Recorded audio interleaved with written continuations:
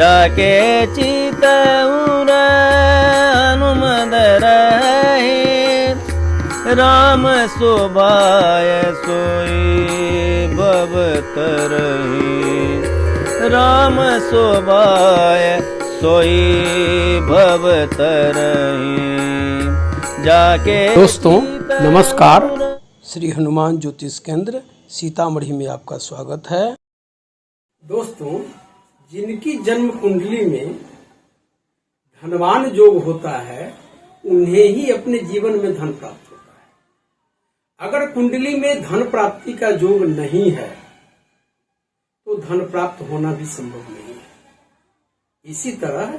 जिनकी कुंडली में धन नाश योग होता है उन्हें धन प्राप्त होना संभव नहीं है। तो आज हम कुंडली में धनी होने के 25 योग, यानी वैसे तो बहुत सारे योग निकलेंगे, लेकिन खास करके मैं 25 योग आपको बताऊंगा जो आप अपनी कुंडली से मिला के देखेंगे कोई न कोई योग हम में यानी हमारी कुंडली में है कि नहीं। देखिए, जन्म कुंडली में यदि धन भाव, इसे आप जानते हैं, पहला, दूसरा, तीसरा, चौथा, पांचवा, छठा, सातवां, आठवां, नौवां, 10वां, 11वां और 12वां घर, ठीक है। तो दूसरा घर जो होता है ये धन भाव का घर होता है। क्लियर। अब हम यहाँ धन भाव में यहाँ देखेंगे कि यहाँ पर सूर्य हो और शनि उसे देखता हो। शनि की 3 दृष्टि होती है, 3, 7 और 10। इसका मतलब हुआ कि यहाँ पर सूर्य बैठे हुए हैं। यहाँ पर मैं लिखता हूं सूर्य, ठीक है। और तीसरी दृष्टि तो शनि इसमें आएंगे, यहां से देखेंगे, यहां पर बैठेंगे तो 7वीं दृष्टि से देखेंगे, फिर शनि 5म भाव में तो यहां से अपनी 10वीं दृष्टि से सूर्य को देखेंगे। क्लियर। तो धन भाव यानी द्वितीय भाव में सूर्य हो और शनि उसे तीसरी, 7वीं और 10वीं दृष्टि से उस पर दृष्टि हो तो धनवान योग निर्मित होता है। अगर धन भाव यहाँ पर, दूसरा सूत्र कि यहाँ पर गुरु बैठे हो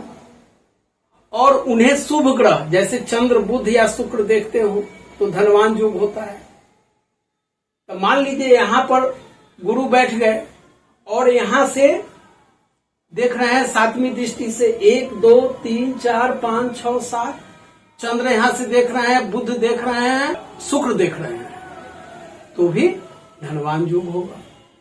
यदि यहां पर शुक्र है ये दूसरे घर में, धन भाव में, और सभी शेष तीनों ग्रह जैसे चंद्र, गुरु या बुध अगर इनको देखते हैं यहां से 7वीं दृष्टि से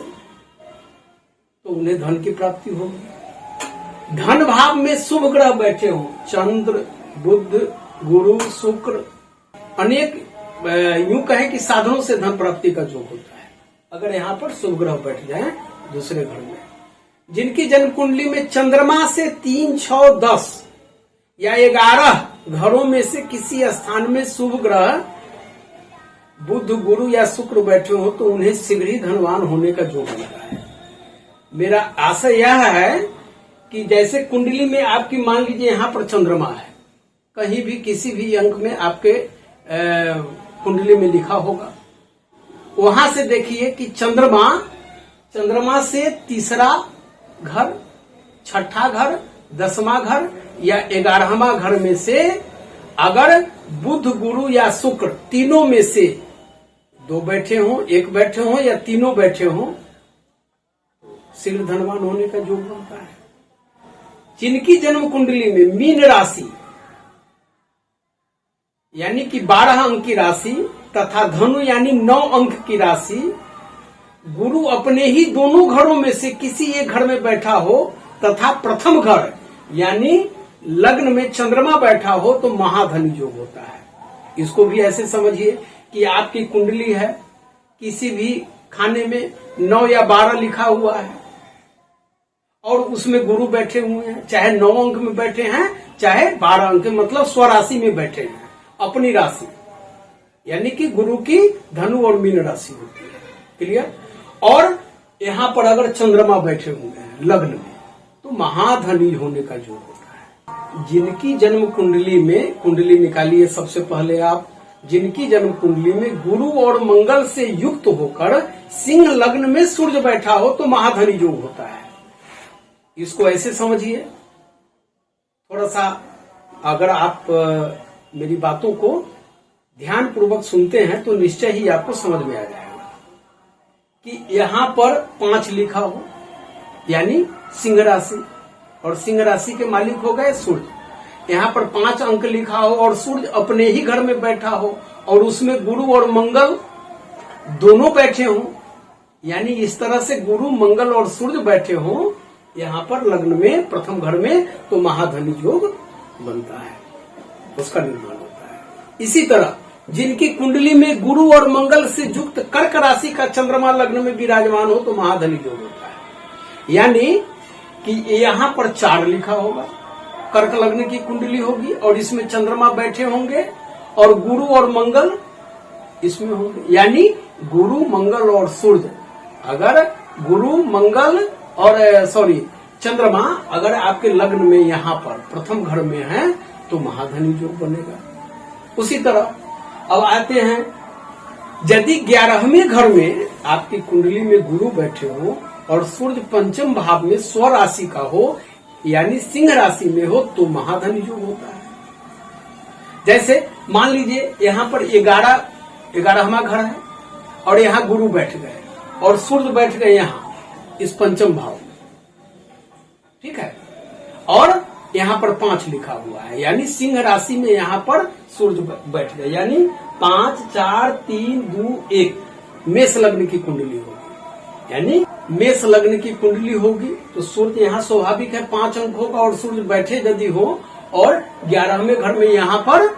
गुरु बैठ जाए तो भी महाधनी योग होगा। जिनकी जन्म कुंडली में कर्क राशि का बुध हो और 11वें भाव में शनि बैठा हो तो महाधनी योग होता है। यानी आपके कुंडली में कहीं भी 4 अंक लिखा हुआ है, फिर समझिए, आपकी कुंडली में कहीं भी 4 अंक लिखा हुआ है और बुध बैठे हुए हैं उस घर में, और यहाँ पर इसमें इस 11वें भाव में इस घर में शनि बैठे हैं तो भी महाधनी योग होगा, धनी योग का निर्माण होगा। जिनकी जन्म कुंडली में बुध गुरु शुक्र से युक्त होकर धन का स्वामी केंद्र स्थान यानी 1 4 7 या 10 घर में बैठा हो तो महाधनी योग होता है। अब इसको देखिए कि बुध गुरु और शुक्र और धन का स्वामी, यहाँ इसमें मान लीजिए जो अंक लिखा हुआ है उसका जो मालिक होता है, जैसे अगर 1 यहाँ होगा तो मंगल होगा, 2 होगा तो शुक्र होगा, 3 होगा तो बुध होगा, 4 होगा तो चंद्रमा होगा, 5 होगा तो सूर्य होगा, 6 होगा तो बुध होगा, 7 होगा तो शुक्र होगा, 8 होगा तो मंगल होगा, 9 होगा तो गुरु होगा, 10 11 होगा तो शनि होगा और 12 होगा तो गुरु। ठीक है, 1-2 बार रिपीट करेंगे इसको तो समझ में आ जाएगा। तो बुध गुरु शुक्र ये तीनों ग्रह धन के स्वामी के साथ है ना 1 4 7 या 10 घर में बैठा हो तो महाधनी योग हो।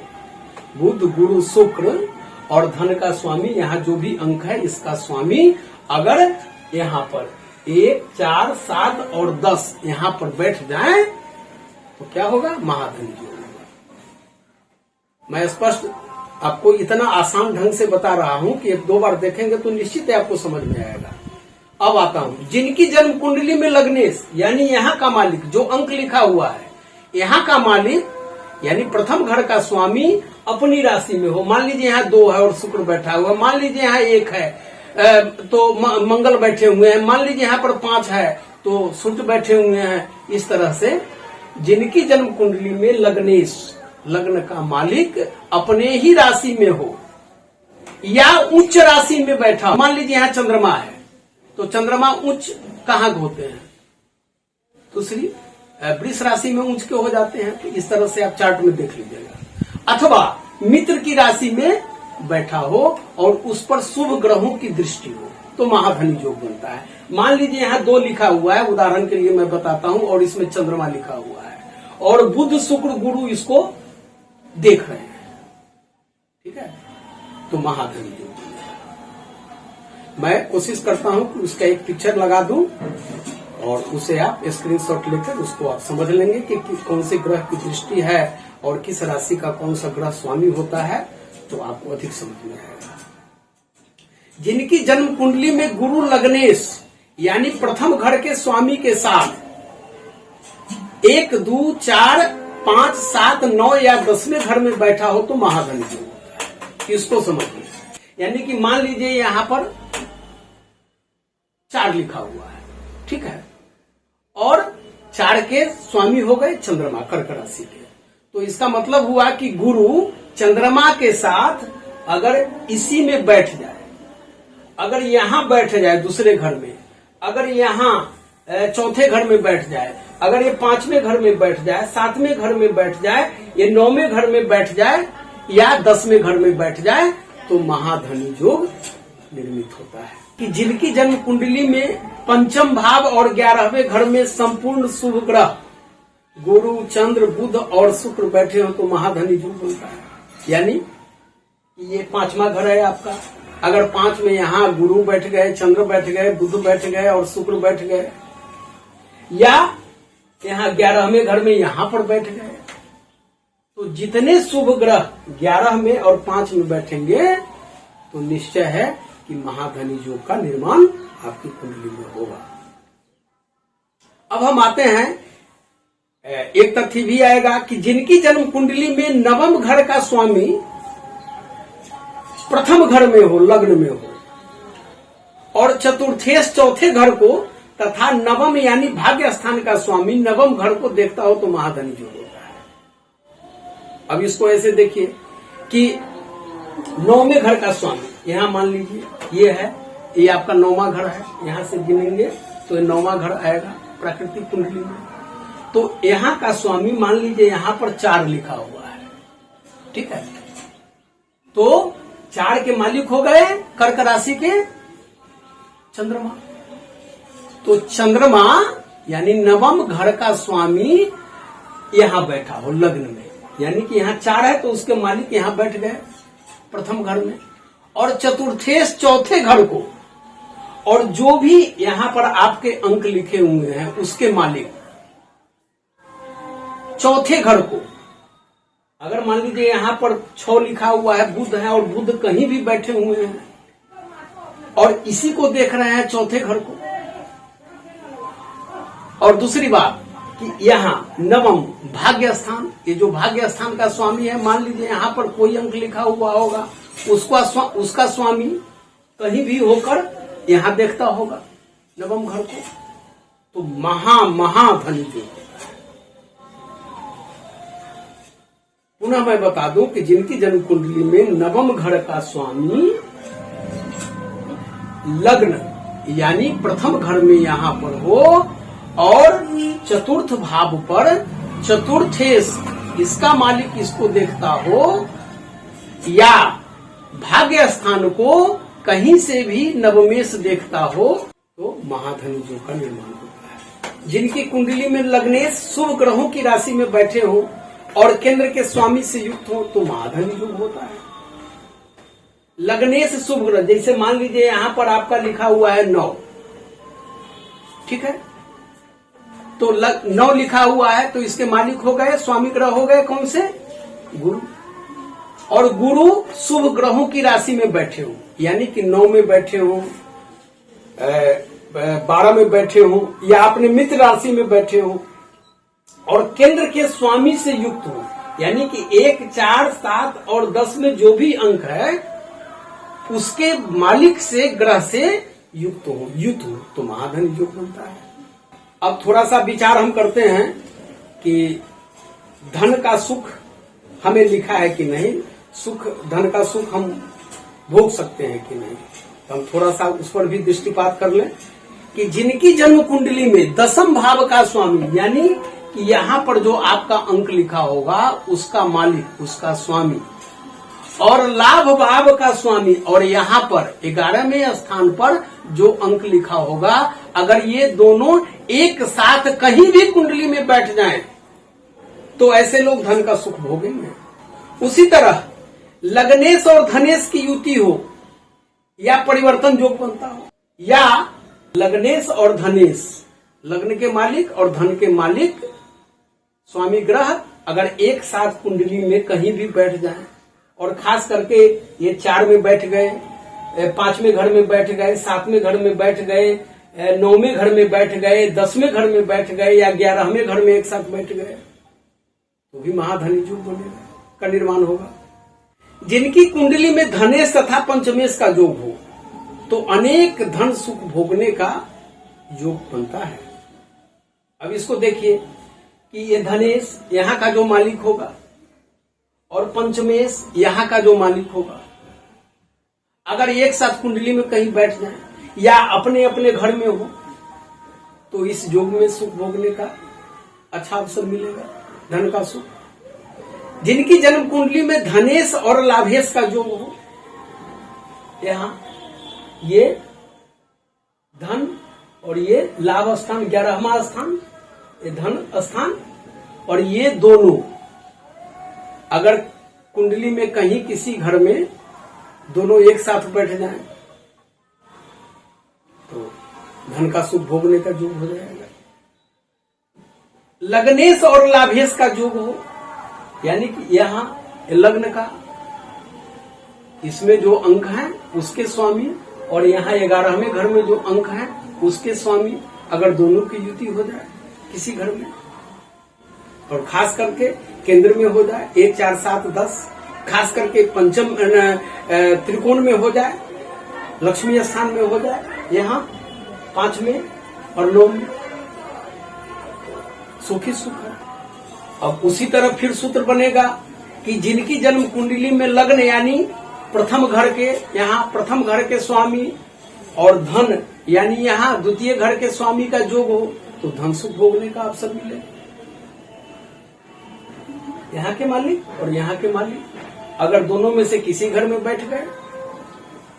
या 1 4 7 10 5 9 11 उसमें बैठ गए